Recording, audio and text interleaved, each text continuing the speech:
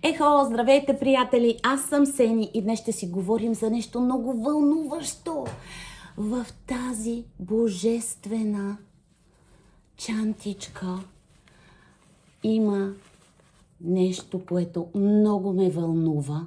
Това е червило на белгийския дизайнер Dries Van Noten. Виждате, с този цвят съм в момента на устните, който от 2021 година има и мейкъп линия. Изключителна красота е опаковката. Просто аз бях, когато моята приятелка Надя се прибра и ми го показа, аз бях наистина без думи. Знаете, че съм огромен почитател на червилата. Има, мисля, значи те са червила, които да се подновяват. Купувате си опаковката, инвестирате в опаковка и след това си купувате само самото червилце. Просто е невероятно. Не знам дали казах, че това е керамика. Не знам дали го споменах. Има 4, ако не се лъжа, 4 разцветки. Всичките са забележителни, но тази всъщност наистина е най-хубава, която си избрала моята дружка. И когато тя дойде и ми го показа, аз бях толкова развълнувана, но още по-развълнувана съм от това, че тя ми даде да тествам останалите 4 цвята. 4 цвята, които има като тестери, а всъщност цветовете са, ако не се лъжа, 30. Всичките са кой от кой по-невероятни. Много се вълнувам. Надявам се, знаете колко обичам, когато ви споделям някакви такива неща забележителни. Надявам се да ви бъде интересно да видим и останалите цветове на моите устни. В Selfridges ги продават в Англия. Нямам идея в Европа къде е друга да ги продават, но и можете да влезете да разгледате в сайта, може би доставят до България. Ох, Боже, Господи, тая малка четчица. Така че нека да започнем с най-светлото, номер 13. И разбира се, това червило е хидратиращо, дълготрайно. Освен това е обогатена формулата с масло от шипка и от шии. Много интересно този цвят как ще седи на мен. Аз ще съм направо без уста.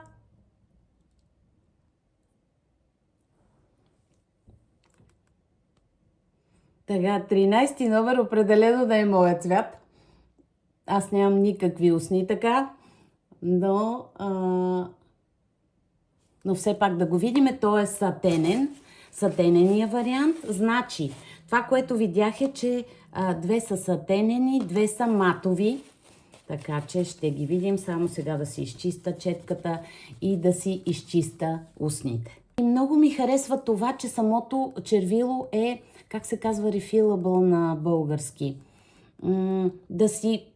Да си го попълват, да си взимате само самия продукт, без да не се налага да си купувате всеки път нова опаковка. Само отвътре червилцето си взимате. Усещам аз, че този цвят много ще ми хареса.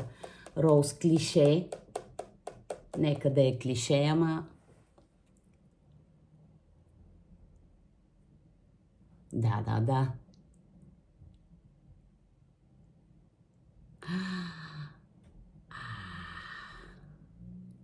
Жестоко е. Разбира се, като му видите цената, ще кажете, какво се превъзнасяш толкова много за тези пари. Но моята идея да направя това видео е просто трябва да знаем какви неща съществуват по този свят. Прекрасно е. И явно формулата е нещо като тинт, защото вижте, аз го премахнах от устните ми, но те са розовички, те са отцветени.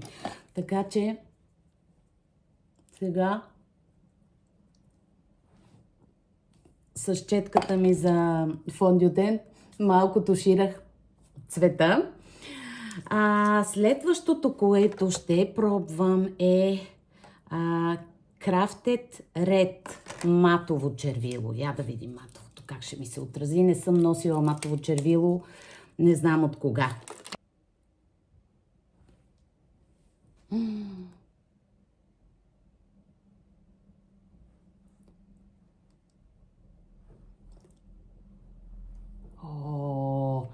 О, не мога.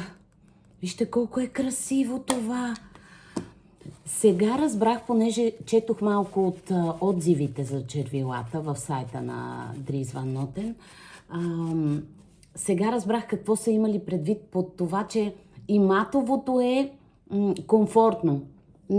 По никакъв начин не усещам устните ми изсъхнали. Прекрасно. Мисля, че понеже го виждам колко безумно икономично е. Това със сигурност ще мога да си ги ползвам всичките много дълго време. ОМГ! Така сега ще сложа последното. Favorite Red. Леле, уникално е, хора!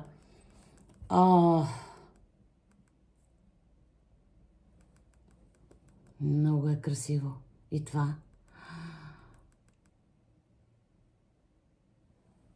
Много красив цвят. Значи да ви кажа, наистина май това и на мене ще ми е любимото.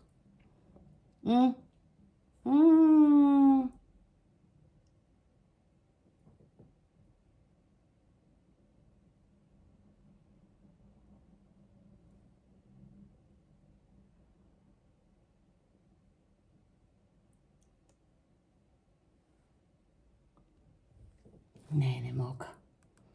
Боже, Господи. Номер, кой ви казах? 99. Favorite Red Matte. Мат формула. ОМГ! Елена, когато си дойде и ги тества, ще полудее. Сигурна съм.